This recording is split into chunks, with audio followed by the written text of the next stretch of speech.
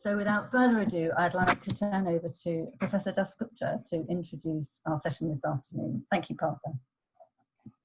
Well, thank you very much. Can you hear me? Am I audible? Okay. Thank you very much. It's a pleasure to be here, and particularly because I can be brief, and that's because you know much about the subject, probably as much as I do, maybe even more. You've had an occasion to look at the interim report, so I will speak not to the interim report, but go beyond it to give you a sense of why I think the way economics has developed has misled us in many ways, but of course here in a very crucial way in our place, in our understanding of our place in the biosphere. This is not a criticism of my discipline. It's not a criticism of economics. It's more the way we have practiced it. And it's again, not necessarily a fault of the social scientists. Every social science and every science has a path that takes a path which is path dependent. And small approximations can accumulate over time to steer the subject away from something of momentous importance. And it requires, say, if you like, a full-scale study, refashioning of the discipline for that purpose. The three aspects of nature that are crucial to understanding the review, the attitude I've taken in the review, and my colleagues on the team, and with an enormous amount of support from my advisory panel, are the following. First, nature is mobile. It's always on the move. You might think trees are stuck to their roots, and so they're immovable. But of course, that's just the phenomenon, the epiphenomenon. That's the epiphenomenon. The real phenomenon is an enormous amount of transmission of material. So it's one thing, it's mobile. A second aspect of nature, which really struck me more and more forcefully as the months have gone by, is that nature is silent. And the third is that it's invisible, mostly invisible. Again, trees are visible, and when the wind blows, they're not exactly silent. But again, those are epiphenomena. The deep phenomena are those three that I mentioned. And that makes, that has led me in the review to take a turn, which I want to share with you because I suspect you will like it, which is that it's not our transformation that is required, is not something that can be done by government or even the international field, the United Nations on its own. There have to be active players, goes without saying, and I wouldn't belabor that point because you understand it as well as I do. But, and it's not only the private sector. Again, you understand why, and I'll come back to that. Sir Roger is with us today, and we agree on so many things that sometimes I wonder how it could have been, since we had never met before the review was started. Not just the private sector, but deep down, the work has to be done at the level of the individual citizen. And the mobility and the heterogeneity of biosphere, which is a characteristic that is so obvious that it didn't require spelling out, means that it's very location specific. Information is location specific.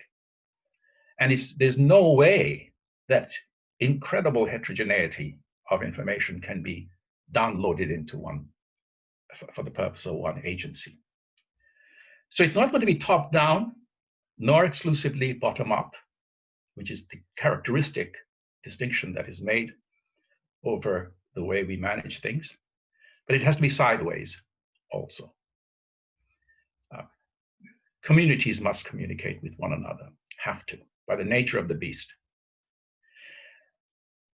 Even the Green Alliance are familiar with the fact that the source of our problem, the reason for our enormous overreach and our demands that we make on the biosphere relative to its ability to supply, meet that demand on a sustainable basis, has to do with what typically economists will call externalities, the unintended or unaccounted for consequences of our actions on others, including future people, of course.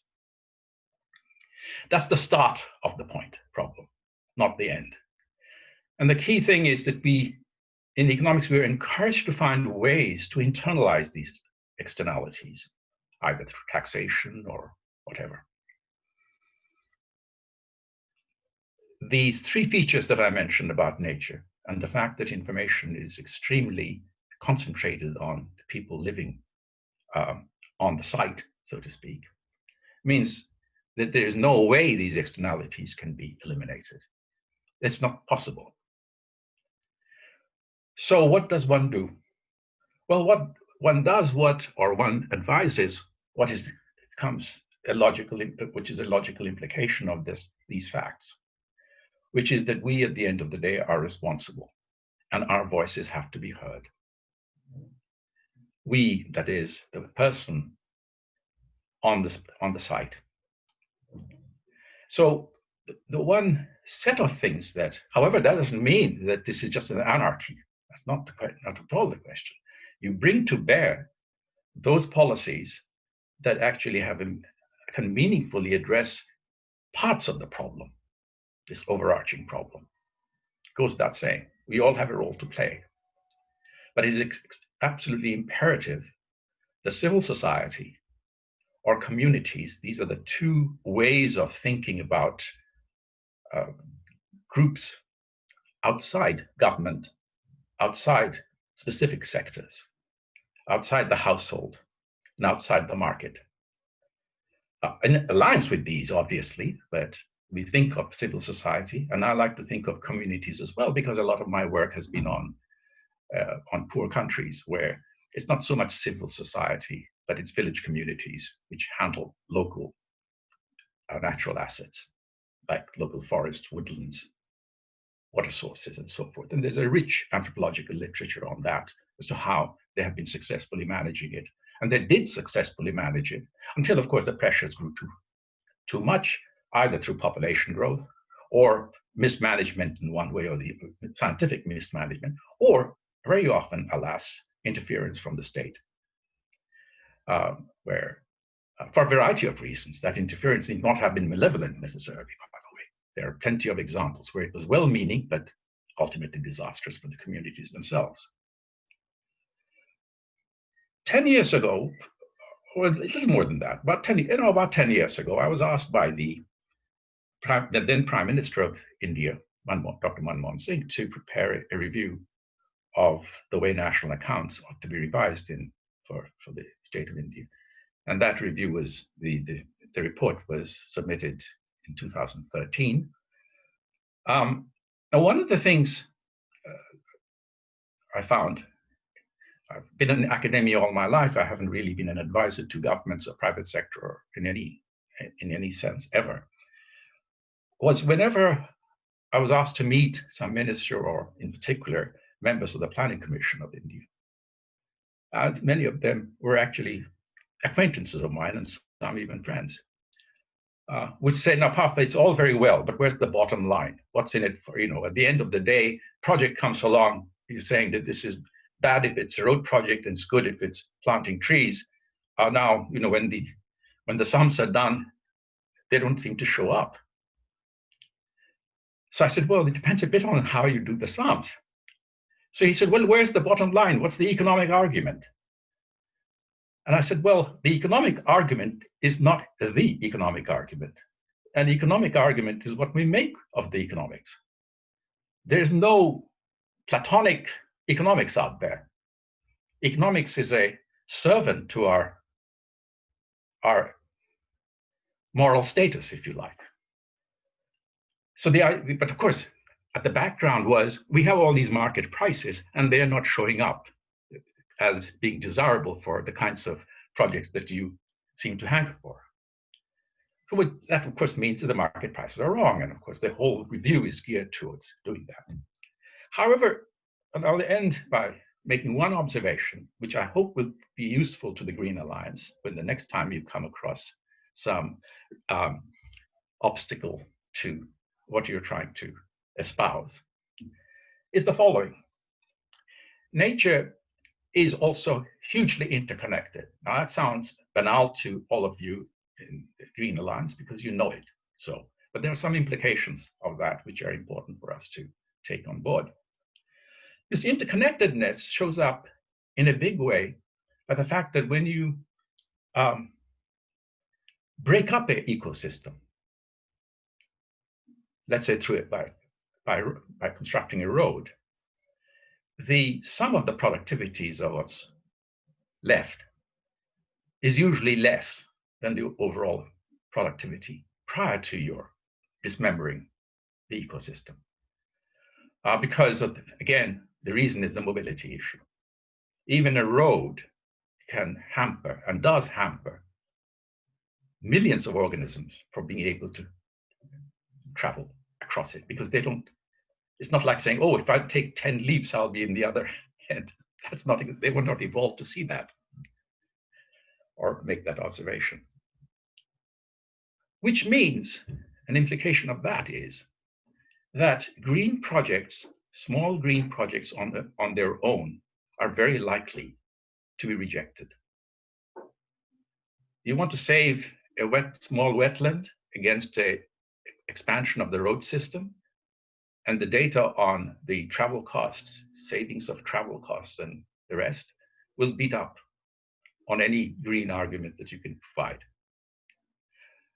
However, if you take a huge number of such projects, interconnected projects, then things are different. And so thinking small is a bad idea in the economics of biodiversity. You have to think in lumps. And of course, we do think of it back when we talk about leaving a part of the oceans completely devoid, barring them from an entire area rather than dismembering and putting into bits and pieces. Now, in a way, this is a very good time for it. When we emerge from COVID-19, there will be an enormous demand for investment. Where should that investment go? And there'll be a large chunk of investment there, which is, and this is not my guess, the government is actually talking like that. And many of us will be, of course, arguing that it should be towards green issues, and many people are now talking in that using that language. The trump card there is employment. Green projects are likely to be more labor intensive than transport or heavy industry, let's call it. Okay, but to us here, I would argue that's a added bonus. That's not the real reason. It's a good thing. It's a double whammy. That it's good for employment. But the gap that we have created between what we demand of the biosphere and the ability of the biosphere to supply that demand is so large now that it's an imperative that we have to make a big move. Small green projects are not the answer. Thank you very much. Fiona, you've apologies. Yes, thank you. Thank you for that reminder of the sort of really radical new world view that we've been exploring through the review, and look at the tremendous wisdom and perspective that you bring. So I'm going to turn immediately to Roger to talk really about how this analysis engages with the finance community, and then we'll return to some of those questions before opening to questions from the people attending. Thanks, Roger. Well, thank you, Fiona, and thank you very much for the invitation to address you. This is possibly one of the most interesting conversations of our day, not least as I completely agree that post the epidemic, it is a very good time to be having a discussion. The principal question, I think, is how do we involve finance in solutions that Partha, some of the issues that Partha has been talking about. Can finance play a meaningful part, or is it simply another lovely idea that somehow financiers control the world, therefore they are going to kind of solve all the problems as well? Not. But as Dame Fiona mentioned, I chair our Green Finance Institute, a public-private coalition which was set up a year ago to create practical ways of mobilizing capital into environmentally better projects here in the UK. Household heating, shipping, district and community energy, building retrofits and so on. And it has just published its first report on the energy efficiency of buildings, and it's a great read. I recommend it to all of you on the Green Finance Institute website. And we also have biodiversity loss firmly in our sights as something to focus on. And I think it's worthwhile to make a comparison between the renewable energy and the green finance markets as they've grown in a very short space of time with the economics and the finance of biodiversity and what we might expect to happen there. Because from a finance angle, it's fairly simple. If there's a risk of a particular investment or a risk in a particular loan or a risk of a particular political situation, then it can almost certainly be measured.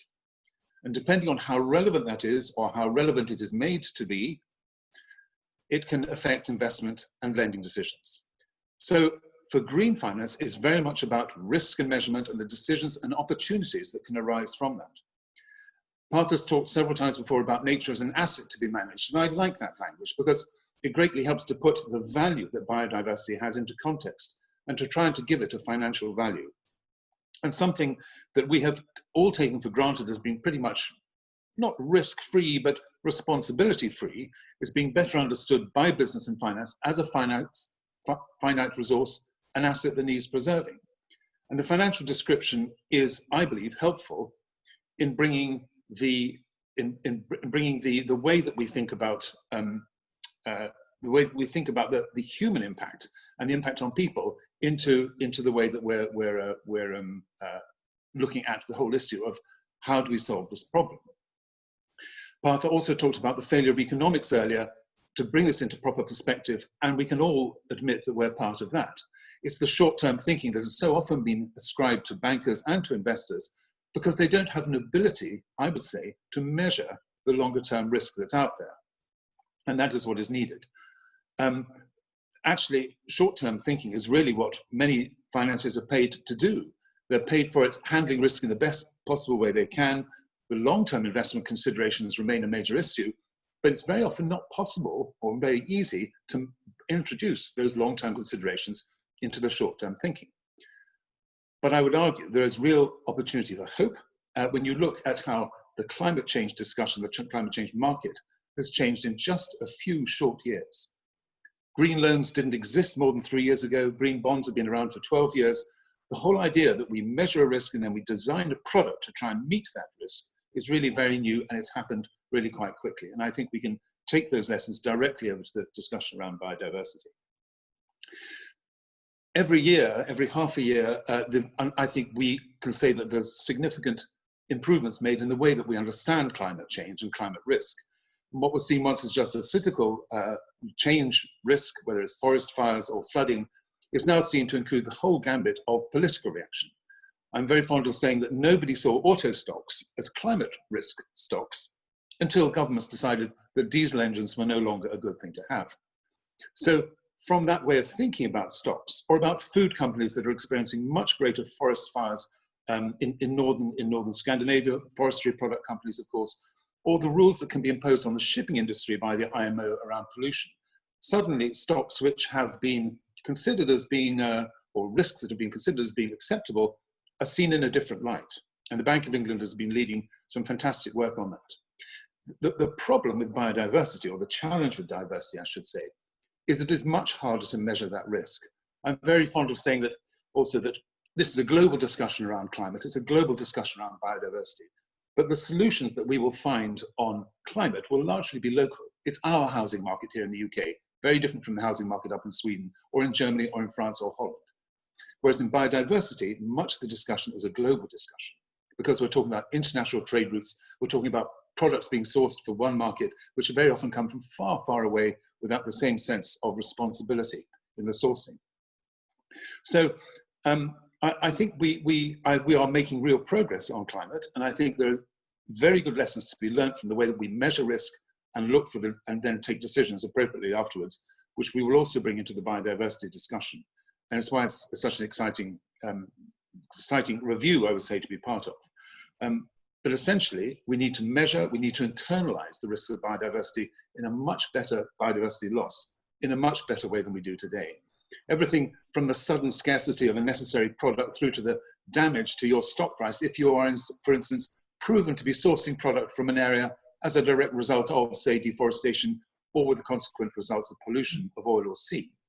Many risks which we have previously considered normal business risks will increasingly be brought into the political and therefore the arena of how is this affecting biodiversity loss. It's almost as though we'll apply a new lens, and that will give rise to a new measurement of the way we look at risk. And I think as a result of that, we will see change both in corporate behavior and in financial behavior as it comes along. Thank you for that. So that was a very clear message of hope and progress, notwithstanding the difficulties.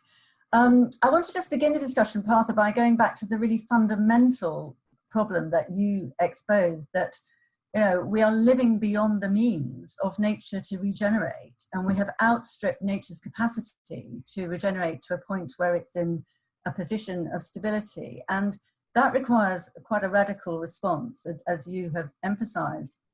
And I wonder whether you can speculate on whether as a world community, particularly with the COP coming up, you think we have really understood the gravity of the situation that we're in, to the point where governments and financiers and others will listen. We've talked about biodiversity for a long time as if it didn't matter.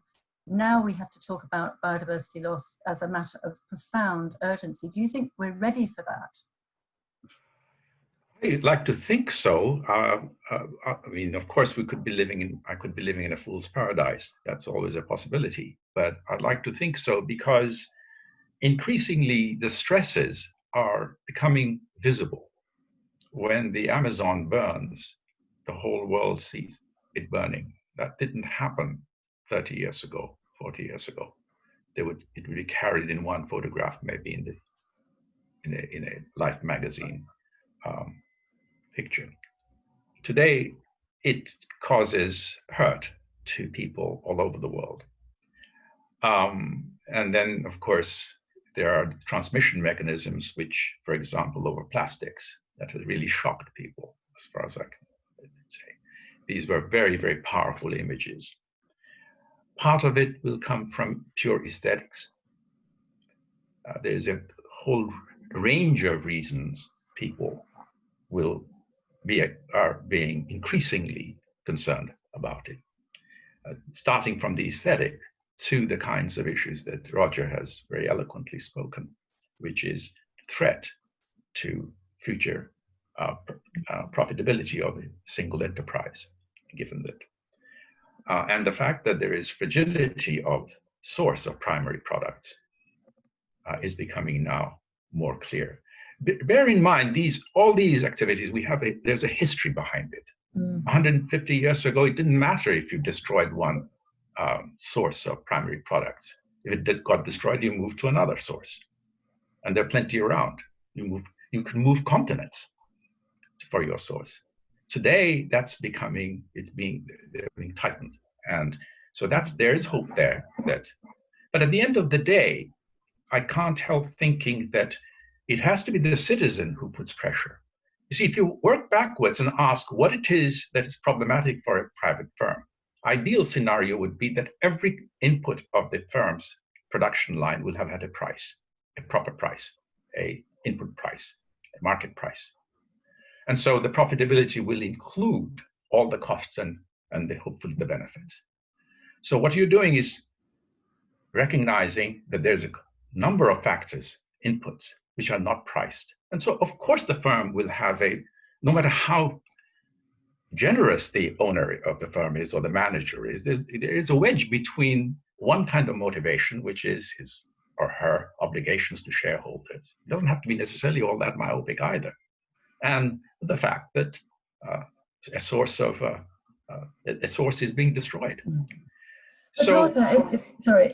yeah, so if that's to be removed, it's something, it has to be the case that the consumer must demand, look, what's going on in your entire supply chain? Give me an account.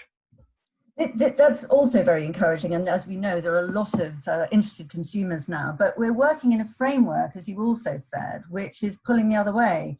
And I know that GDP and its lack of a balance sheet and its very short-term drivers is one of the things that we've been talking about a lot in the advisory group, and a feeling that whatever the intellectual understanding of the problem and whatever the consumer power potentially of asking for a different future, while we're governed by short-term economic signals like GDP, we're locked into a system. So what would be your answer to a replacement or an enhancement or an evolution of GDP to address some of these challenges? Well, the review goes into great length in that, as you know, and we hinted at, we pointed to it in the interim report, which is that we really have to look at balance sheets of nations. Wealth, including nature as an asset, trying to put some value to it.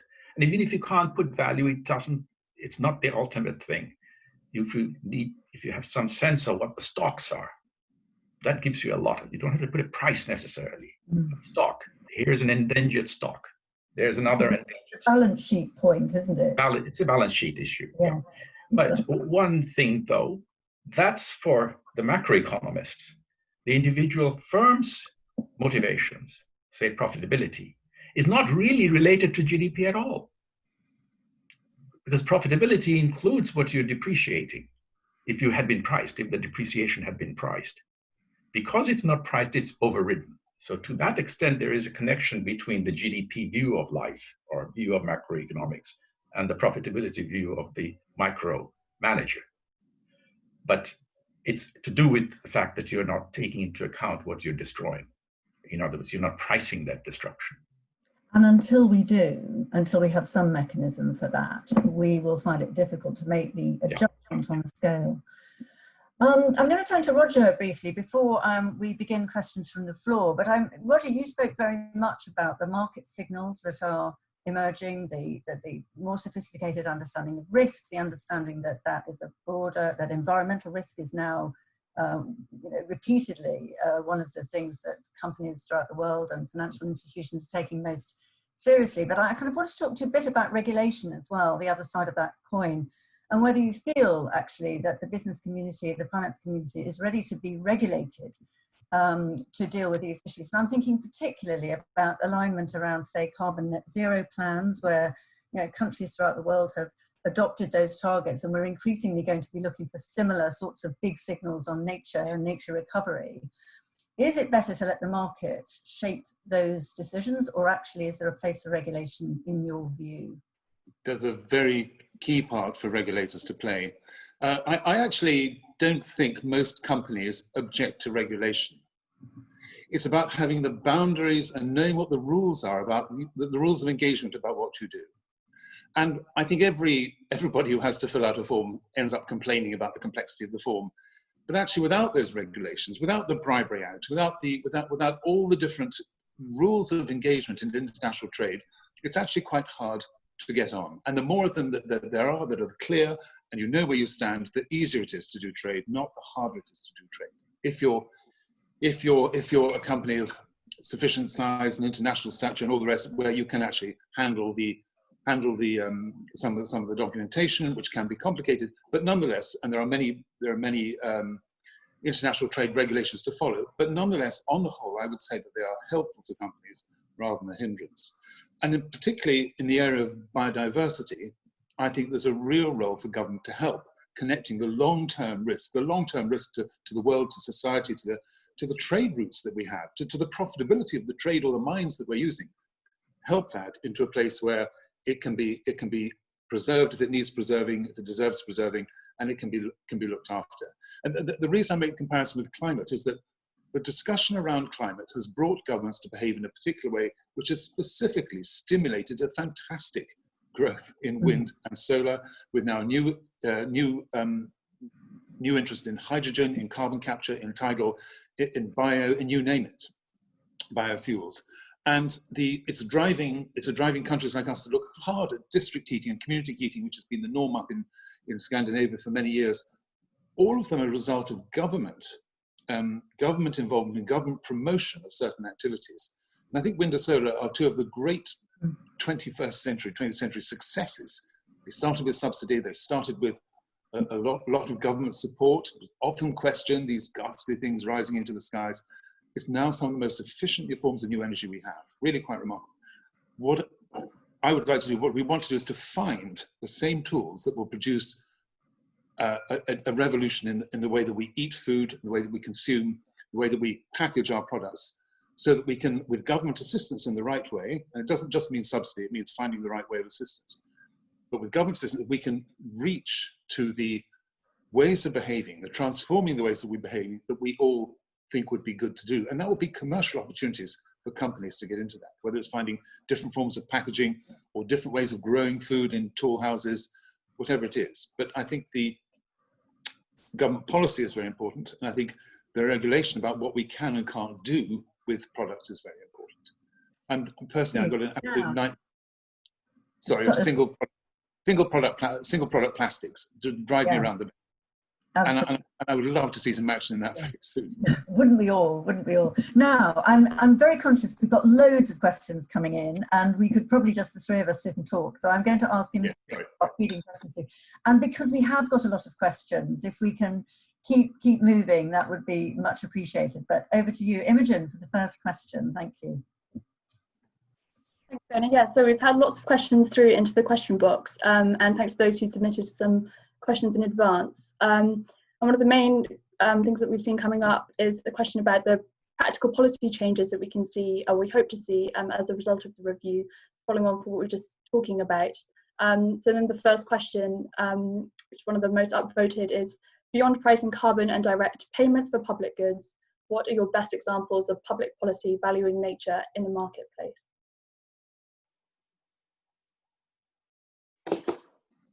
There's no blanket answer for that. Obviously, there'll be huge numbers of cases, depending on what's observable, what's verifiable.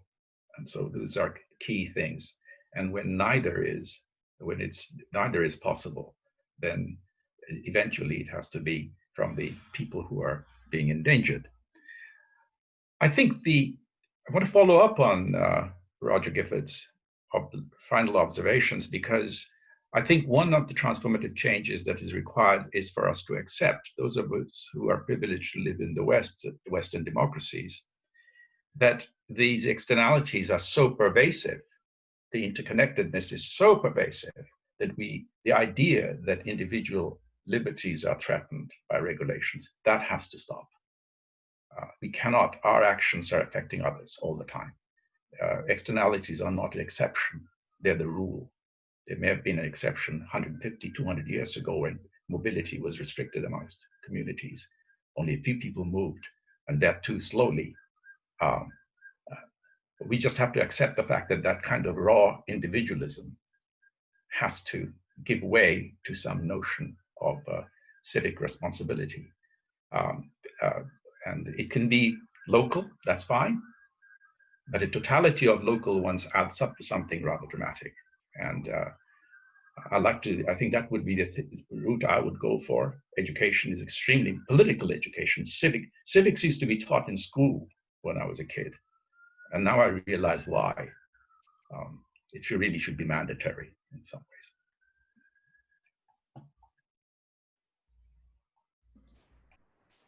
Imogen, yes, next question.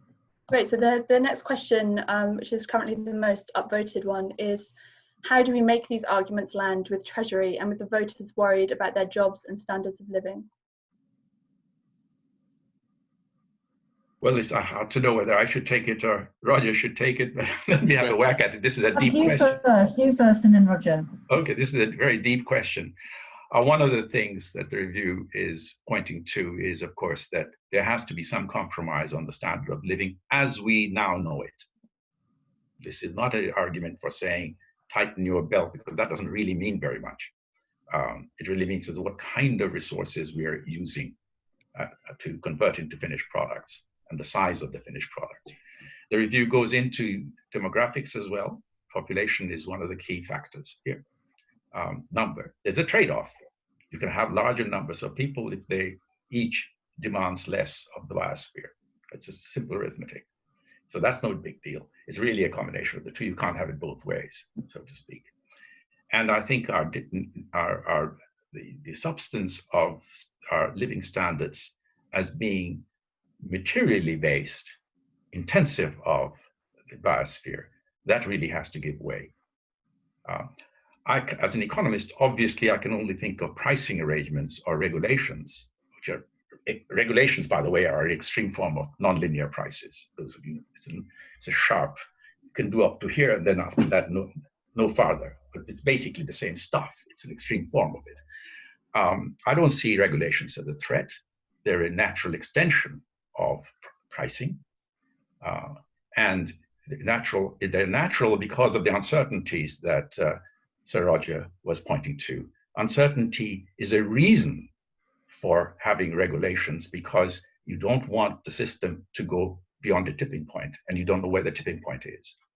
So you can't simply say, let's have a tax, because in order to ensure that it doesn't go, you may have to raise the tax to the point where you basically killed off the entire industry or the entire sector. So that's the real reason behind regulations. It's a part of public finance. And I think if biodiversity enters the lexicon of the Treasury, which, bear in mind, this review was commissioned by the Treasury, so there is hope yet. And it's remarkable that the UK Treasury has been behind 2 reviews, one on climate change, now on biodiversity. So it must mean, at least I take it as meant, that economists in the Treasury recognize that there is a great deal of resources going to waste simply because they don't have prices, that the models on the basis of which income and expenditure are estimated need to be revised. Roger. I was about to say the Treasury has been, for me, enlightened enlightened in the way that they have embraced this review, and they really want to promote it and promote its conclusions. Some very interesting points, and if I may say, some assumptions in that. First of all, I think a number of studies have said how many jobs can be created through the green economy and through working in new technologies and new products. I'm certain that we can apply those in the area of biodiversity as well as we can apply them just through the green economy. Because you said, of course, we're all worried about jobs and the standard of living. And I think the epidemic has taught us all a bit about the standard of living, which changes it from being a purely monetary level, monetary standard. It's birdsong versus motorways. It's clean air against speed and being everywhere all at the same time. Or do you really need to travel to New York for lunch and a meeting, or can you do it by Zoom? All of which comes back to the way that we live and about our standard of living. And tragic that the epidemic has been, it does point to the obese, the diabetic, the sick, the ill, the elderly as being more vulnerable. Absolutely tragic, as I say. But it does teach us something also about our standard of life and standard of living. And I just think we will emerge from this looking at the world we're in, we already are doing, and wanting to build it back better in a different way, which is both greener and more environmentally friendly, but which recognizes a higher standard of living as a result. I think, Fiona, if I can go on one more point, we are learning to take a more holistic view of business and the way it relates to society. We're taking a different view on the purpose of money and what money is for, what GDP is about. So the point about is GDP the right measure? Well, could we find another that easily? But how we define it, how we measure it, how we amend it if we can, would be a very interesting thing to do, to take account for new views, new ideas about what standard of living really means. I just want Partha just to pick up though. I mean, you know, to be provocative. I listened to the Chancellor saying it will be a green recovery, you know, at the dispatch box in the House the other day. At the same time, more or less, as he was urging people to spend and to go out and to consume to get the economy back on its feet. So we do have these tensions in the system. And while I completely agree with you that consumers and people and the people's aspirations to connect with nature are going to be an important part of the future, we're not getting a clear message yet around quality of life rather than quantity of consumption. And I wonder whether you think your review can help with that narrative changing Well, the final chapter is certainly going to be addressing that. We have already got a sketch of it in my mind anyway. Bear in mind one thing, we have COVID-19 has placed us in a position which is not dissimilar in some respects to what England faced in the 1930s. We do have a short-run problem regarding employment. And the objection that one has over GDP is its use over long-term thinking about the place of economic progress. So you can maneuver an economy which is fully employed, quote unquote, in the usual sense of the term, people have jobs, but what they're doing takes a different direction from the one which has been, which is signaled by the GDP, the way business as usual, so to speak. So the desire to raise demand in order to create jobs is very reasonable, absolutely essential, but it's the character of the demand that needs discussion. Raising what kind of demand? Now, the state has a huge role to play in creating this demand, as we have seen. I fully with that. Totally, it's not going to happen by the wave of a magic wand. And that's where the state can guide in the choice of projects. And I want to come back to how I wanted to advise my young colleagues in the Green Alliance that this is the time to think big. Small, minor projects is not going to work because it'll get beaten up by a treasury argument or any sensible argument by saying, well, look, this one has a higher return than this, or but the green thing has one advantage that is likely to be, and there's some work that's been done and further review suggests are going to be labor intensive. So that's a plus. That's a plus. Good. Thank you. Now, Imogen, more questions, I'm sure. Yeah, so a couple of questions that we had submitted in advance, and I've just seen another similar one in the chat box, is about the food system, so slightly more specific. And if you had any ideas on how radically we would have to change the food system, if you had any sort of broad ideas on in what ways, if we correctly valued nature. Good one. Oh, yes, we do have a chapter on food, goes without saying. This is obviously not the place, given the time, to go into the various aspects of it, except for pointing out a few things. We live in a world in which still something like 10 to 15% of the world's population go hungry each night. And then there is a greater proportion, larger number, who are anemic one way or the other, undernourished, and in the technical language of nutrition science, stunted, shorter than they need to be, which has some advantages being taller. These are well-known features. But at the same time, you have that, and we have a food system where, certainly in the West here, I'm so sorry, I'm so sorry, there was a phone which I needed to shut, where something like 50% of the food from source to the table is wasted in countries like ours. So, and yet, of course, within a country like ours, there are people who go hungry. So we have a problem in the sense that for a large number of people, food is too cheap. And for others, perhaps fortunately a minority, food is too expensive. That has to be corrected. But you were, I think, looking for answers regarding the production side. And there has been a huge amount of work, as you know, on ways of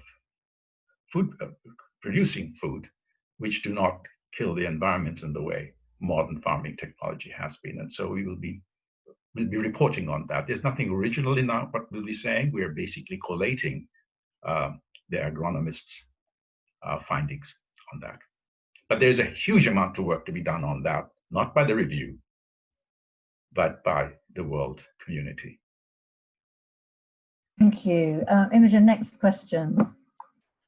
Yeah, so this touches on something that we spoke slightly about earlier, but how do we change the culture and style of leadership, and also the public mindset that currently sort of puts nature versus the economy? Wow, I'm supposed to be now the educationist as well. You are, Partha. Yeah, I can't. Well, the review ends with a plea for educational reform, starting at the primary school level. We have to cultivate for the next generation a genuine affection for nature. And affection can only come through understanding, because in many people's mind, including my own, I became much more fond of nature after I understood the intricate tapestry that underlays it, the structure of it. Understanding this behavior structure is really quite it's sort of awesome stuff out there under our feet, for example. So that's one, but that's a long-term solution, goes without saying, because it's next generation, and we have to really work on that. But again, the reason I emphasize it is that we have been overly concerned with trying to put out fires. The long term has to be always kept in mind. So that's one step. Other steps are, again, in democracies, governments respond to citizens' demands. If we do not demand it, why should we expect our leaders to follow suit? They should. They'll be obviously the enlightened, far-reaching person who has an agenda, and then he or she promotes it. But unless we back that, the person will lose the election. So let's not kid ourselves. In a democracy, it's we who have the power. We can influence the private sector. We can ban purchasing goods from. We can choose not to purchase from an errant company which has tried to fudge damage. Massive mischief. We can do that, and we can insist on that our leaders take nature seriously. This is serious business. We are completely compromising the biosphere now. This is not marginal issues here. We are really made a mess of things as a global community. I don't know if that helps, but these are some thoughts. Yeah. Roger? Yes, yeah, I'd only say I completely agree about the mindset. Again, as an inveterate optimist, I think we're perceiving a sea change in the way that our leaders look at this whole environmental area. If you said that in last election or one before that one of the main agenda planks would be the environment, I think that wouldn't have happened. And I think the whole Jugendzeitgeist brought around by Ms. Thunberg and the youth of today, they want to hear political leaders who talk about the environment and about the world they live in a completely different way from just a few years back. And the fact that I think you have an enormous banking and investment community supporting that is genuinely making a difference to the way that people think and our politicians think, the mindset that was referred to between nature versus the kind of carrying on as usual. But I'm an optimist. Well, so am I, Roger, and I always have been, but I'm feeling a bit Greta Thunberg-like here, actually, when she says, our house is on fire and we're not listening. I mean, what we have understood on nature is that, our planet is dying and we're not moving fast enough. And I suppose that the risk that many in the Green Alliance community feel is that we're not going fast enough. It's great that the issues are on the agenda. It's great that we're all talking about it. It's great that we're getting words from the Chancellor and from the Prime Minister about a green recovery, but the actions are much less convincing than the words. And I suppose, Partha, how long have we got? Because we've got this major COP coming up next year on climate and biodiversity. It's great that they're together, but actually if we don't make big decisions, it seems to me we are, every year that we waste is not just 1 year wasted, it's a whole opportunity gone. How long have we got? Partha. I'm all right. I think I'm unmuted now, am I? Yes? Yeah. Fiona, we can't, it's really impossible to talk about how long, because bits and pieces have reached tipping points, have gone beyond tipping points. Small communities have been destroyed and they've had to move. And when they're moved, they find that they're not welcome and they get shot. So there are plenty of tipping points that have been overrun. Then you come to higher levels, if you like, higher in the sense of the topography of the situation. Again, tipping points have been reached and breached, so to speak. Adjustments have been made. So the world, the biosphere looks quite different from what it did 20, 30, 40 years ago. We're not all going to die at such and such state of the biosphere. In some sense, that's the bad news, because otherwise we would be more concerned about it. You can postpone, delay it, because as you say, Earth is being destroyed slowly. Too fast for comfort, but slowly enough that we can keep on postponing it. The thing that really worries me greatly is that the countries which show serious concern about it, like I'd like to think with some pride, this country, UK, is just a minor player. Everybody is a minor player in the international scene. There can be a lot of thundering going on, but at the end of the day, there are 192 or 100, I don't know how many countries there are now, but that order of magnitude. And you have to carry a whole lot to have meaningful conversation, and people have to recognize that so much of that stuff is a public good. And that does require redistribution of wealth in some ways, payments, compensations, and so forth. But I don't think we're at that stage yet. And I like to think I'm an optimist. I think things have changed enormously. I think Roger is exactly right. On the other hand, I do feel like Fiona, that we haven't changed fast enough because the mechanisms, the international mechanisms, are not geared to this. Bear in mind, we've been terrific. The international community has been terrific over things which really haven't been, and there's something for a political scientist to think about, been terrific over, say, postal, the post, transportation, airspace. There's a huge amount of cooperation there over the decades. I mean, all this traveling we used to do before COVID-19, how did that happen without cooperation?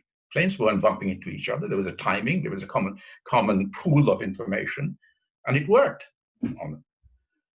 But that hasn't translated into, that kind of cooperation hasn't translated into our relationship with the biosphere in the deepest sense of the term. Those coordinations were win-win for everybody. Whereas here, it's not going to be win-win for everybody. So we can do these things, but we have to be focused on the end product. Now, I'm going to ask Imogen for one more question. And in your reply to the last question, I want you just to wrap up, any closing messages that you would like to give. So Imogen, is there one more burning question from the floor? I know we've had so many. So I'll go back to the most upvoted question, and this is something that you've both touched on, but I think might be a good way just to round off the afternoon. So the interim report showed a fundamental shift of economics is needed to take nature and biodiversity into account. And we've shown that our politicians are talking about this more, but do you genuinely think that the government is up to the challenge?